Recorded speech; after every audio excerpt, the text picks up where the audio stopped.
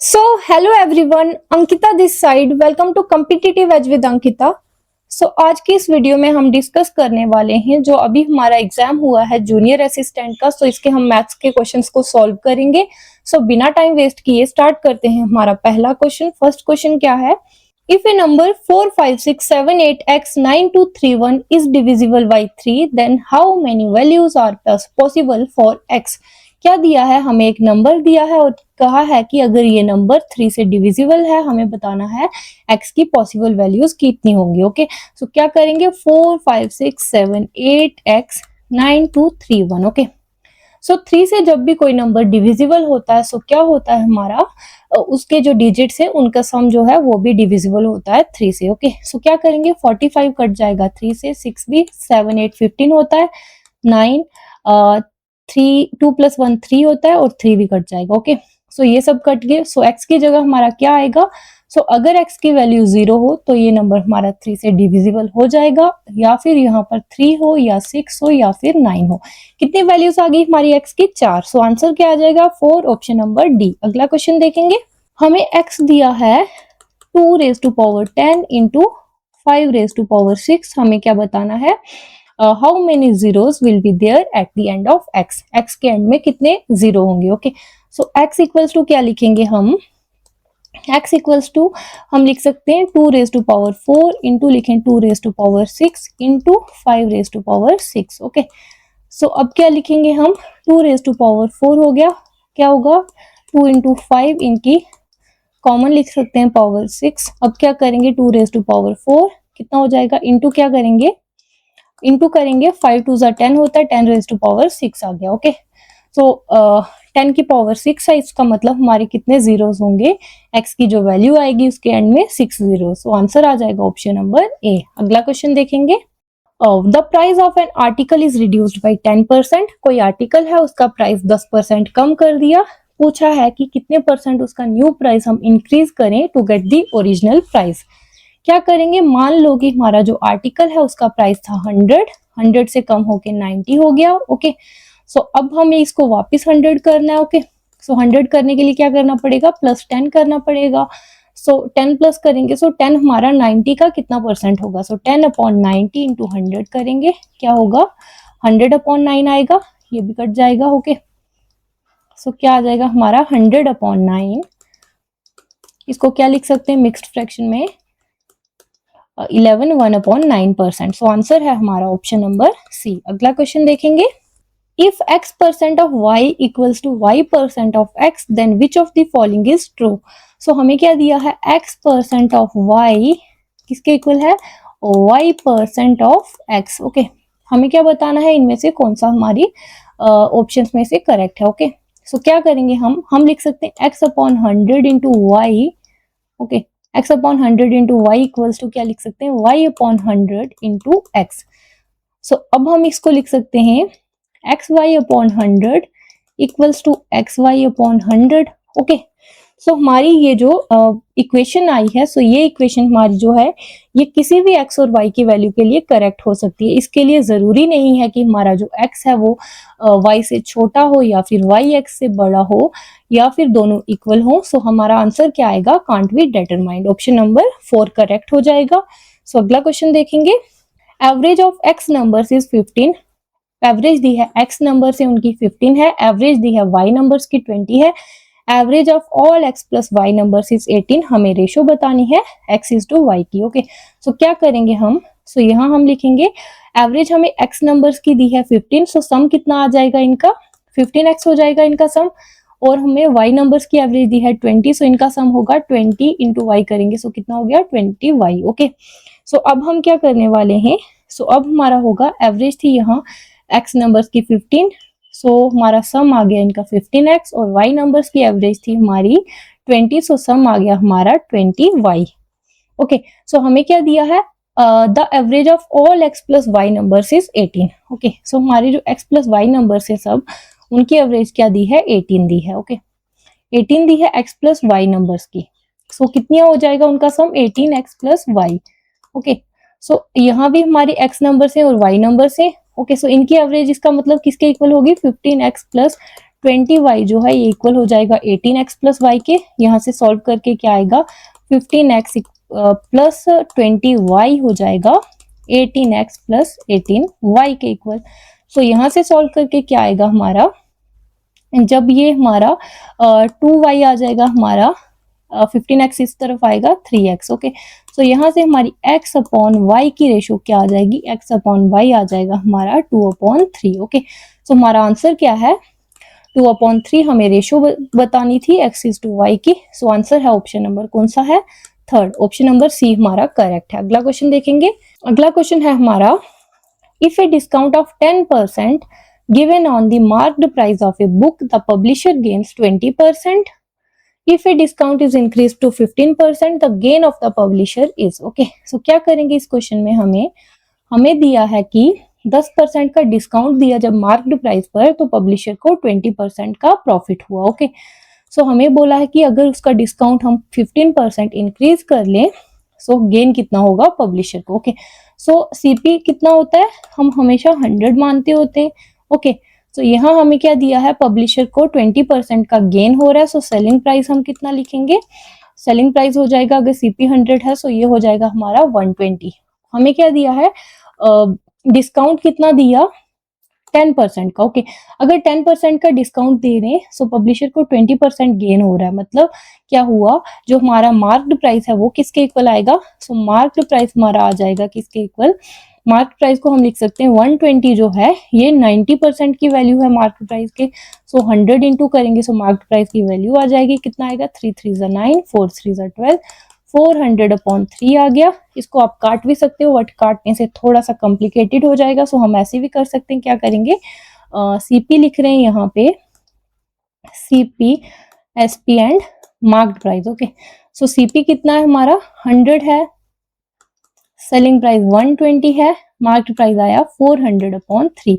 सो ये 3 अपॉन में है, सो इन दोनों से मल्टीप्लाई हो सकता है, कितना आ जाएगा 300 आ जाएगा सीपी, ये कितना आ जाएगा 360 आ जाएगा, और ये आ जाएगा हमारा 400। ओके, हमें क्या करना है, डिस्काउंट प्राइस जो है उसको 15% इंक्रीज करना है। मार्केट प्राइस पर डिस्काउंट मिल रहा था ना, सो 15% हम निकालेंगे किसका, मार्केट प्राइस का, मतलब 400 का, क्या आ जाएगा 60 आया। ओके, अगर हमारा 400 पे 60 का डिस्काउंट मिला, इसका मतलब हमारा जो सेलिंग प्राइस न्यू है, न्यू सेलिंग प्राइस कितना होगा, वो हो जाएगा हमारा 400 माइनस 60 करेंगे 340 आ जाएगा।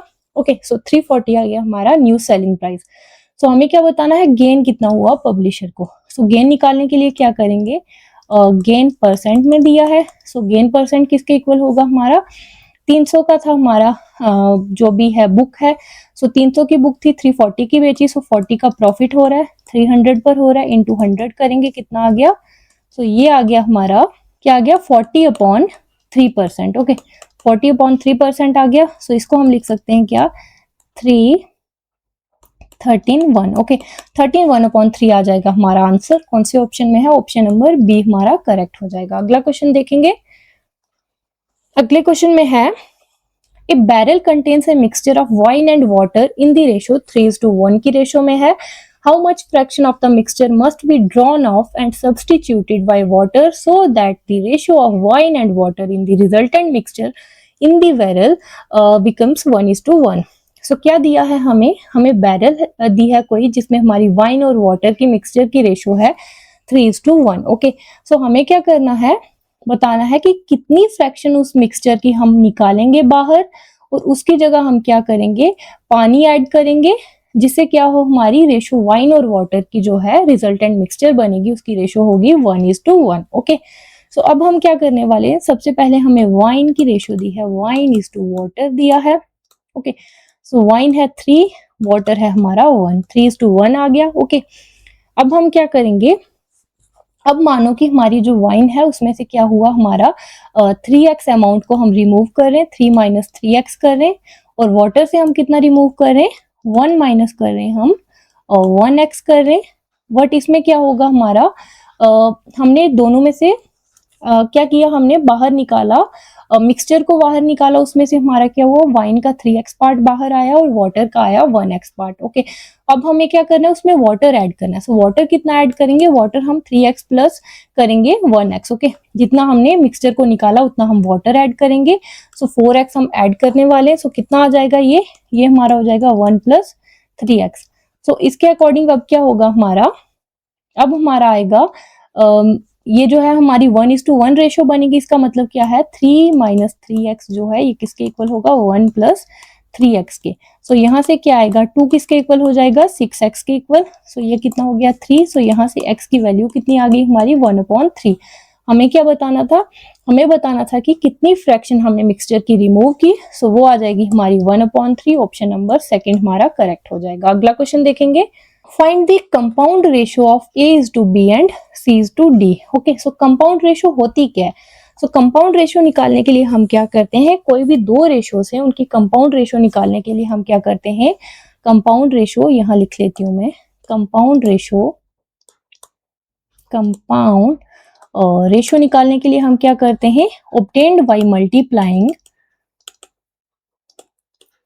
दो रेशोज भी मिल सकती हैं आपको या फिर तीन भी मिल सकती हैं, दो से मतलब ज्यादा भी हो सकती हैं रेशोज या फिर दो हो सकती हैं। ओके, obtained by multiplying, किसको मल्टीप्लाई करेंगे, multiplying the first terms, first term को मल्टीप्लाई करेंगे and the second terms. Okay okay, so compound ratio निकालने के लिए हमें फर्स्ट टर्म को फर्स्ट टर्म से मल्टीप्लाई करना होता है, सेकेंड टर्म को सेकेंड टर्म से। तो क्या दिया है, A:B एक रेशो है, दूसरी रेशो है C:D। हमें इसकी कंपाउंड रेशो निकालनी है। क्या करेंगे, फर्स्ट रेशो है यहाँ पर A, यहाँ C है।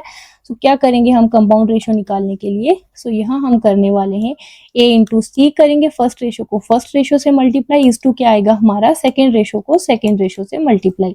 कितना आ जाएगा हमारा, तो ये आ जाएगा हमारा AC:BD। ऑप्शन कौन सा है, फर्स्ट ऑप्शन हमारा करेक्ट है। अगला क्वेश्चन देखेंगे, 3 men A, B and C complete a work in 10 days, 12 days and 15 days respectively. All three of them starts the work together. After 2 days A left and after next 2 days C also left. Find in how many more days whole work will be completed. So हमें क्या दिया है, 3 men दिए हैं, A दिया है, B दिया है और C दिया है। ओके, क्या कहा है, A किसी काम को कर रहा है कितने दिन में, 10 दिन में, B कर रहा है 12 दिन में, C कर रहा है 15 दिन में। ओके, तो यहाँ से हम LCM से टोटल वर्क निकालेंगे, कितना आ जाएगा, 60 आ जाएगा, इंटू 6 करेंगे, इंटू 5 इंटू करेंगे 4। ओके, अब क्या दिया है, तीनों ने एक साथ काम को स्टार्ट किया, बट 2 दिन बाद क्या हुआ, A ने काम छोड़ दिया, फिर उससे आगे के 2 दिन बाद C ने काम छोड़ा। फिर हमें निकालना है कि कितने और दिन लगेंगे काम को कंप्लीट होने। ऐसे क्वेश्चंस की मैंने प्लेलिस्ट भी बनाई है, अगर आपको टाइम एंड वर्क अच्छे से सीखना है तो आप प्लेलिस्ट में चेक कर लेना। सो अभी इस क्वेश्चन को करने के लिए हम क्या करेंगे, अभी हम करेंगे टाइम क्या होता है, वर्क अपॉन एफिशिएंसी, वर्क कितना है 60। सो यहाँ क्या लिखा है कि बाद में छोड़ रहे हैं, सो बाद वाले को हम क्या कर रहे होते हैं, माइनस करते हैं। ओके, 2 दिन का A का काम माइनस करेंगे 60 में से, 2 इंटू क्या करेंगे, A की एफिशिएंसी कितनी है 6। ओके, सो और क्या हमें माइनस करना पड़ेगा, और हमें माइनस करना पड़ेगा नेक्स्ट 2 डेज लिखा है, मतलब C ने A के साथ पहले 2 दिन किया, फिर आगे और 2 दिन किया, मतलब 4 दिन का C का काम माइनस करेंगे। ओके, सो अपॉन क्या करेंगे, अपॉन हम करेंगे B की एफिशिएंसी, B की एफिशिएंसी है 5। क्या आ जाएगा, यहाँ से 60 में से माइनस करेंगे कितना, 28 अपॉन 5, कितना आ जाएगा हमारा टाइम, 32/5। सो 32/5 डेज बी को टोटल लगेंगे काम को कंप्लीट करने में। हमें क्या पूछा है, हाउ मेनी मोर डेज, मोर मतलब कि ये जो 4 दिन है ये हमें इसमें से सब्ट्रैक्ट करने पड़ेंगे। ओके, सो टाइम क्या आएगा हमारा, सो टाइम आएगा हमारा 32/5 जो आया, इसमें से 4 दिन माइनस करेंगे, सो कितना आएगा, 32 माइनस 20 करेंगे, 12/5 आ जाएगा। सो 12/5 डेज लगेंगे। बट हमारे यहाँ जो भी ऑप्शन है ना, ये क्वेश्चन में जो ऑप्शन है ये सब गलत है। सो यहाँ या फिर यहाँ पर क्या है, हाउ मेनी मोर नहीं लिखना था, यहाँ पर लिखना था in how many days the whole work will be completed.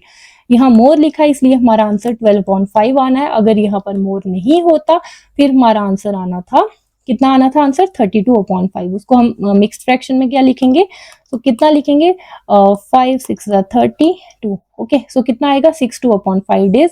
सो ये सेकंड ऑप्शन में है, बट यहाँ मोर दिया है इसलिए ये ऑप्शन हमारे गलत है। अगला क्वेश्चन देखेंगे, A can complete a work in 15 days, B can complete a work in 25 days if they start work together, and B leaves 7 days before completion, then the work will be completed in how many days? क्या करेंगे? A काम को कर रहा है 15 दिन में, B कर रहा है 25 दिन में। LCM से टोटल वर्क निकालेंगे, 75 आएगा। LCM निकालने के लिए भी शॉर्टकट क्या होता है, 15 को हम लिखेंगे 3 इंटू 5 और 5 इंटू 5 लिखेंगे 25 को। सो यहाँ हम कॉमन 5 आ रहे हैं, सो यहाँ से एक 5 लेंगे। सो क्या करेंगे, 3 इंटू 5 करेंगे, सो आ जाएगा हमारा 75 LCM। ओके, सो 15 इंटू 5 आ गया 75, 25 इंटू 3 75। ओके, सो अब क्या है, ये हमारी 5A की एफिशिएंसी है और ये 3 हमारी B की एफिशिएंसी है। ओके, हमें क्या बताना है, दोनों ने साथ में काम किया स्टार्ट, और B ने 7 दिन काम कंप्लीट होने के पहले छोड़ दिया। हमें बताना है काम कितने दिन में कंप्लीट होगा। ओके, टाइम क्या होगा, वर्क अपॉन एफिशिएंसी, वर्क है 75। ओके, सो क्या हो रहा है, 7 दिन पहले B काम छोड़ रहा है। ओके, सो पहले वाले को हम क्या करते हैं, ऐड करते हैं। सो 7 दिन B के हम काम को ऐड करेंगे, 7 इंटू 3 को हम ऐड करेंगे 75 में। जब ऐड करते हैं ना हम, सो वो हम नीचे डिनोमिनेटर में भी ऐड करते हैं। ओके, सो क्या आएगा, यहाँ 5 प्लस 3 करेंगे, कितना आएगा 75, प्लस करेंगे 21 अपॉन आ गया हमारा 8। टाइम कितना आ जाएगा हमारा, सो टाइम आ जाएगा हमारा 96 अपॉन 8। सो ये कितना हो गया, total work will be completed. So हमारा जो पूरा काम है वो कंप्लीट होगा 12 दिन में। ऑप्शन नंबर कौन सा है, सी हमारा करेक्ट है। ओके, सो आज की वीडियो के लिए इतना ही रखते हैं। अगर वीडियो अच्छी लगी हो so please like, comment, share and subscribe. Thank you so much for watching.